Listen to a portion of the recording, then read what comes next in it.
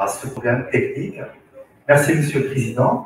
Et je tiens à remercier l'Association nationale des techniciens de laboratoire pour leur invitation. Et ça m'a permis encore de voir des amis comme Taj et Saouane dont on a travaillé ensemble. Très bien. Aujourd'hui, on va voir les techniques électrophorétiques au laboratoire de biologie médicale. Donc, les techniques électrophorétiques qu'on va voir aujourd'hui, je ne vais pas sortir des techniques qu'on fait, c'est-à-dire les techniques électrophorétiques sur gène et puis les techniques sur capillaire. Voilà, les deux dont on va parler. Et pour les exemples, je ne vais pas illustrer de par toutes les molécules chargées qu'on peut séparer. On va parler seulement des protéines. Très bien. Alors, électrophorèse, c'est quoi? Et ça part de électro, ça veut dire champ électrique, et phorèse vient de phoros, ça veut dire porter d'un côté à un autre. D'accord? C'est une technique de séparation qui se base sur quoi? Sur le champ électrique. Ça veut dire sur le champ électrique, c'est une technique séparative qui se base sur le champ électrique. Donc, deux techniques bases de LBM qu'on va voir, l'électrophorèse sur gène et l'électrophorèse capillaire. Alors, à tous seigneurs de d'honneur, comme a dit sur Chef, il faut connaître fondamental. C'est quoi? On a quoi à l'intérieur de nos appareils?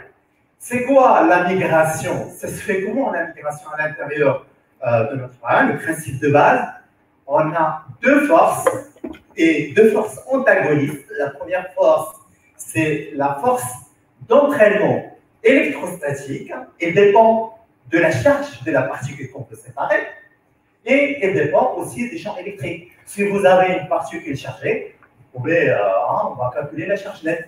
Plus, vous vous rappelez du PHI, question de PHI, si on veut ioniser, on augmente le pH, comme ça on aura une molécule plus chargée et on peut la séparer encore plus loin. Voilà.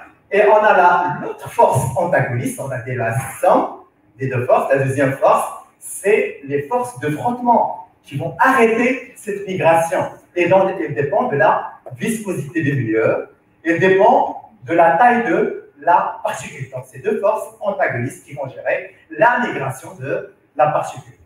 Voilà. Et là, quand ces deux forces vont s'égaler, on peut calculer la vitesse et puis encore la mobilité électrophorétique qui dépend de la charge et qui dépend de la taille de la particule.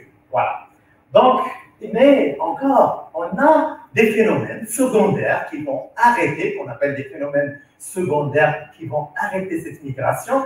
Eh bien, c'est le courant d'électro-endoosmose. C'est quoi ce courant d'électro-endoosmose? En général, le support est chargé négativement et à l'intérieur le solvant positivement. Et on a une bicouche et ces charges positives vont entraîner le courant vers la cathode, ce qui va gêner un petit peu la migration. Et on a un autre phénomène, c'est le phénomène, ou ce qu'on appelle l'effet Joule, quand on apprenait l'électrophorèse, et c'est des phénomènes qui sont dus à des phénomènes d'évaporation et qui vont se passer au milieu du gel. Voilà, on a parlé un petit peu du fondamental, et là on commence de parler de l'électrophorèse sur gel. On rappelle cet appareil de chez Sega. Donc la première phase, c'est la phase de migration, quand on va préparer notre gel. Bon, heureusement, nous, on a des kits, le gel est déjà préparé. On va juste utiliser les pelles, creuser les billes, et puis mettre les sérums, et attacher le courant, voilà, et lancer la migration. Après, il faut avoir des précautions, d'accord? Avant de commencer la migration, il faut vérifier l'intégrité du support. Est-ce qu'il y a des bulles? Est-ce qu'il y a un dessèchement? C'est le travail technicien. Est-ce que le gel est décollé? On a plusieurs dans les kits civils, on a des kits qui sont desséchés, des gels desséchés, des gels décollés. Voilà. On change de tampon. Si on ne change pas de tampon, le tampon va s'appauvrir en charge, il n'y a pas de migration. Encore, le colorant. Il ne faut pas oublier le colorant. Il ne faut pas oublier de filtrer le colorant. Sinon, à la fin, on aura des taches et on aura des gels qui sont ininterprétables. Voilà. Donc, il y a la phase ici pour le gel, il y a une phase de coloration. Et c'est une coloration, si on est pour les protéines, si on sait par les protéines, j'ai dit qu'on va parler de des protéines. On va colorer par l'amide de Schwartz. Et puis, il y a l'étape de séchage. À la fin, on aura notre gel, notre fameux gel qu'on aime beaucoup. Et là, on va interpréter les différentes fractions. la première fraction, voilà l'infini de l'alpha 1.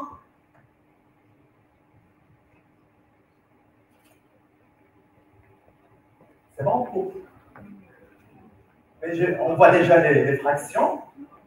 Alors, on a les différentes fractions. On a 5 fractions. Alpha 1, alpha 2, bêta 1, bêta 2 et gamma. Voilà, et qu'on voit ici tous les problèmes qu'on peut voir. Donc, on a ici 30 patients. Voilà, et on passe à l'électrophorèse capillaire. Donc, c'est une technique qui est automatisée, très utilisée dans les laboratoires. On a plusieurs machines en fonction de votre débit, le débit du laboratoire, des petites machines aux grandes.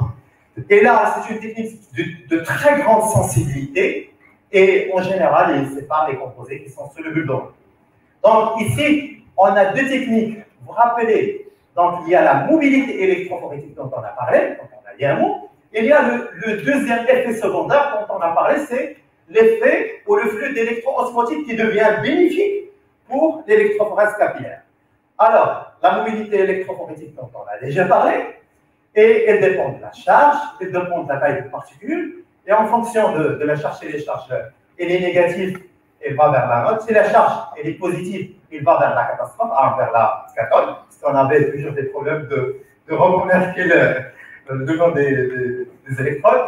Et puis, on a le flux électro-osmotique. L'effet secondaire devient un effet bénéfique. Voilà.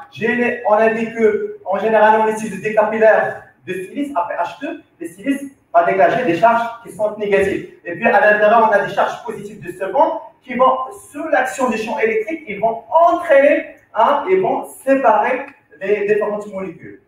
Alors là, la séparation ou la vitesse de séparation électrophorétique, il dépend de 2 choses. Du courant d'électrons d'osmose et de la mobilité électrophorétique. Vous voyez? Donc, quand on a une molécule qui est chargée, qui n'est pas chargée, donc la charge Q est égale à 0. Donc, le mouvement il dépend seulement du courant d'électrons d'osmose. Si on a une charge positive, il va migrer encore plus loin à une vitesse importante. Si la charge négative, vitesse moins importante. Si on a une charge négative et une taille faible, et vitesse importante. Si on a une charge négative et une taille grande, alors c'est comme ça qu'on peut interpréter et connaître le principe de la vibration. Voilà, on ne va pas oublier l'effet Joule, mais comme on va le voir dans les capillaires de petite taille, ils vont nous séparer de cet effet Joule. Mais aussi, on a des pompes de refroidissement. Ici, il n'y a pas de coloration, c'est au coup par coup, et on va dire la densité optique, d'accord, à 200 nanomètres. Et il ne requiert pas l'usage du collant. Alors, comme vous voyez que la sortie ici, elle est inversée, d'accord, c'est en général les gamma qui vont sortir en premier, puisqu'ils ont moins de charge. Alors que la nuit, très grande taille, les charges d'être importantes, il va sortir la dernière, rappelez-vous du principe. Là, vous voyez, pour l'effet Peltier, on a des thermal bleach, des pompes de refroidissement, et puis le capillaire en silice et le détecteur. Très bien. La qualité. Quand on veut installer pour la première fois une machine, on doit vérifier la méthode, d'accord? Vérifier le bon fonctionnement, instrument réactif. Première des choses, comme je n'ai déjà parlé, les 5 M, l'équipement, on doit vérifier l'équipement, est-ce qu'il marche très bien?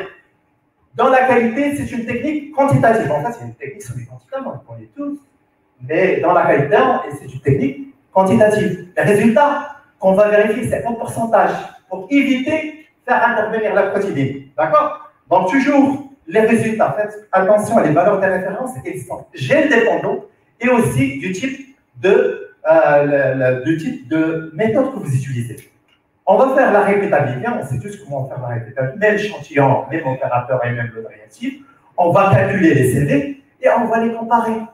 D'accord? On va les comparer. RICOS, fournisseur, si on n'a pas fournisseur, tout de suite. Voilà un travail de l'hôpital militaire. Ils ont comparé, ils vont faire leur répétabilité sur des poules de serveurs et vous voyez que seulement la limite qui a donné une valeur qui n'est pas conforme, alors que les autres paramètres étaient bien. La fidélité intermédiaire, ou ce qu'on appelle la reproductibilité intra-laboratoire, c'est l'analyse des mêmes échantillons dans des conditions différentes, ou au moins un des facteurs différents, opérateurs, le réactif et étalonnage, il doit se faire au minimum sur 15 jours. Au minimum 15 jours. Et vous voyez les résultats de l'hôpital militaire, ils ont comparé par rapport aux fournisseurs et ils ont comparé par rapport aux RICOS. Tous les résultats sont bons. Voilà. En fait, on va calculer aussi, faire la justesse, calculer le biais. Si vous participez, si vous avez un contrôle interne de la qualité externalisée, l'exactitude, si vous participez à des EEQ, des contrôles de qualité externe. Voilà. Et puis la contamination, dont on a parlé sur la contamination, on a deux types de contamination. La contamination interréactive et les contaminations inter-échantillons. D'accord? Là, en électrophorèse, on voit que les contaminations inter-échantillons qu'on va calculer avec cette formule, on va choisir des sérums avec un pic monoclonal et concentration élevée et des sérums avec une hypogamma faible. Et on va calculer la contamination qui doit être proche de 0, maximum inférieur à 0,25, comme ça, on a vérifié le travail de notre appareil. Voilà, donc on a vu un petit peu le principe. Pour les applications de l'électrophorèse de LBN, donc il y en a plusieurs applications. Je ne vais pas rentrer dans les détails. Les électrophorèses des protéines sériques, l'électrophorèse d'hémoglobine, l'hémoglobine NSL, la CDT, voilà, la transférine déficience en acide cyanique, et il y a aussi beaucoup de choses, l'immunofixation, donc je ne vais pas rentrer dans les détails. Alors, pour les exemples et pour illustrer, je vais rester dans le protéine, d'accord? Pour parler un petit peu de la préanalytique, de toutes les choses, comme ça, j'aime bien. Voilà. Donc, on a les différentes fractions. Ça, c'est un tracé normal qu'on doit connaître par les deux techniques. Pas de problème. C'est deux tracés qui sont normaux. Et après, la préanalytique. La préanalytique, c'est plus de 70% des erreurs de laboratoire, c'est la préanalytique. On va en parler. Donc, l'électrophorèse des protéines se fait sur un tube sec pour éviter quoi? L'interférence du fibrinogène. Il faut interpréter avec la plaque osseuse ce qu'on aime bien. C'est pour cela, en général, des fois, on n'aime pas l'électrophorèse capillaire parce qu'on ne voit pas le gène. Voilà. Et attention aussi aux valeurs des références qui sont indépendantes. Voilà. Il est important de bien noter l'aspect de sérum. Est-ce qu'il est hémolysique? Est-ce qu'il est lactescent? Est-ce qu'il est extérique? Et c'est très important pour voir quelques tracés pour bien illustrer. Donc voilà, car l'hémoglobine et les protéines peuvent interagir. La CRP, c'est un syndrome inflammatoire, mais nous, on parle au biologiste. Il ne faut pas interpréter selon les résultats, mais dans l'interprétation, il faut avoir le dossier clinique. Les renseignements cliniques, M. Richard a déjà parlé de ça, renseignements cliniques, parce que la patient, si devant un syndrome inflammatoire et un CRP qui est très élevé, on peut avoir un pic monoclonal qui va se faire un pic monoclonal parce que la CRP est unique au niveau des gamma. Et vous allez dire, hein, vous allez payer des immunofixations à l'heure, PSC et une CRP. Et puis les produits de contraste. Les produits de contraste en électrophorèse capillaire, surtout, tous ces produits ont été décrits. Les produits de contraste, les IPAC, Omnipac, Xenitix, et ainsi de suite, je donne les noms. Les substituants ou les substituts plasmatiques comme la gélatine et le micron gamma, les immunoglobulines polyvalentes et le micron gamma. Donc, tous ces. Ça, on a déjà parlé de traitement aussi, n'est-ce pas? Et les produits d'exploration. Alors, on va voir. Ça, c'est un sérum ectérique, c'est-à-dire une bisalbuminémie, mais ce n'est pas une bisalbuminémie. Le sérum était ectérique, la bilirubine est très élevée. Ce n'est pas une bisalbuminémie. Vous allez vous demander, c'est quoi? C'est de la bilirubine, c'est la partie préanalytique. Si vous avez vérifié la partie préanalytique, le problème ne se pose pas. Deuxième chose, le sérum hémolysé. On a beaucoup trouvé de tracés comme ça, et on dit un pic monoclonal, demander une immunofixation. Alors, ça coûte cher, mais c'est en général, c'est de l'hémoglobine libre. Et ici, c'est le complexe aptoglobine, on sait l'aptoglobine, il fixe l'hémoglobine. Et le complexe aptoglobine-hémoglobine qui va migrer au niveau de la zone alpha 2 et au niveau de la bêta 1. On a l'hémoglobine libre qui va migrer. Donc, il suffit de vérifier que vous n'avez pas quoi? D'hémolyse. Et c'est ça, c'est la partie préanalytique. Une cause très fréquente, c'est un dédoublement comme ça, on le trouve fréquemment et on ne sait pas comment l'interpréter. Un pic monoclonal vers une immunofixation, ça peut être aussi des fibromogènes ou des produits de contraste. Mais là, moi je recommande une immunofixation.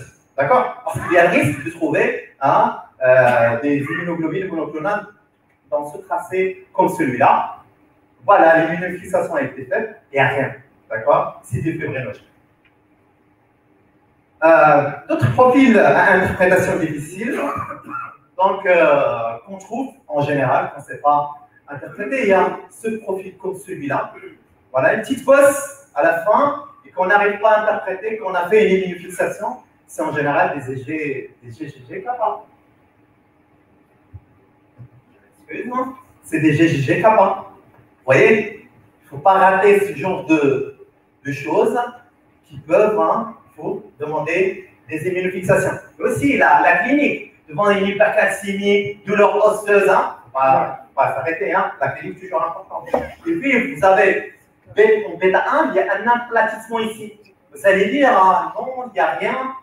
Ah ben non, et n'oubliez pas la clinique aussi. Vous voyez, des EGA lambda, mais c'est très faible. Il faut avoir l'œil pour pouvoir interpréter ce genre de choses. Et puis, il y a un phénotype hétérozygote de l'alpha 1 antitrypsine que vous voyez là. C'est en général, vous voyez, un dédoublement en alpha 1. Ça veut dire, c'est quoi?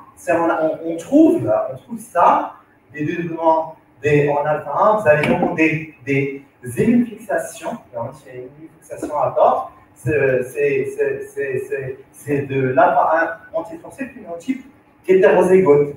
Voilà. Ou carrément, on trouve un aplatissement ici. Il n'y a pas de glucose.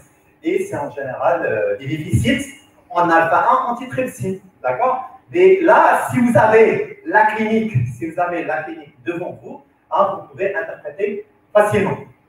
Alors, là, c'est en général très important. Vous voyez, ici, c'est quoi? C'est des aplatissements, plusieurs choses. Ici, est-ce qu'on va demander une immunofixation ou pas? Ben oui. Donc, en général, c'est un profil qui est oligoclonal. Voilà. Merci pour votre attention. J'étais encore rapide pour gagner un petit peu de temps. Merci beaucoup. Merci beaucoup, professeur Matawi, parce que vous avez, effectivement, avec le stress de départ concernant la technique, c'est pas méchant, vous avez pu quand même garder le sang-froid pendant 20 minutes. Bravo. Et puis, magnifiquement bien présenté, vous avez touché les points fondamentaux qui sont justement l'interprétation, la bonne interprétation d'un profil électrophorétique et qui, d'ailleurs, j'étais en train de réfléchir, de penser à une question, en fait, je ne sais pas, je vais la poser comme ça ouvertement. Est-ce que le biologiste et le technicien prennent le temps de regarder, par exemple, un profil qui présente des anomalies inattendues de façon routinière?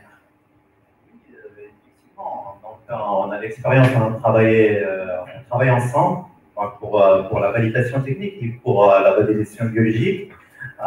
Biologiste et technicien, on forme un seul corps. Donc il n'y a pas de séparation, on a besoin du technicien, besoin de nous, on travaille ensemble et on valide ensemble. Et des fois, oui, on trouve des choses là-dedans. Mais l'électrophorèse, c'est quelque chose de particulier. On a des difficultés d'interprétation. C'est pas facile. Il faut avoir, c'est comme le pilotage, les pilotes de ligne. Plus il a un nombre d'heures important, plus il va détecter, voilà, et savoir ce qu'il faut faire. C'est la même chose pour l'électrophorèse et pour les gènes. Il faut avoir l'œil et on aimerait bien interpréter à 3 ou à 4 biologistes. Ça serait mieux. Donc vous les appelez?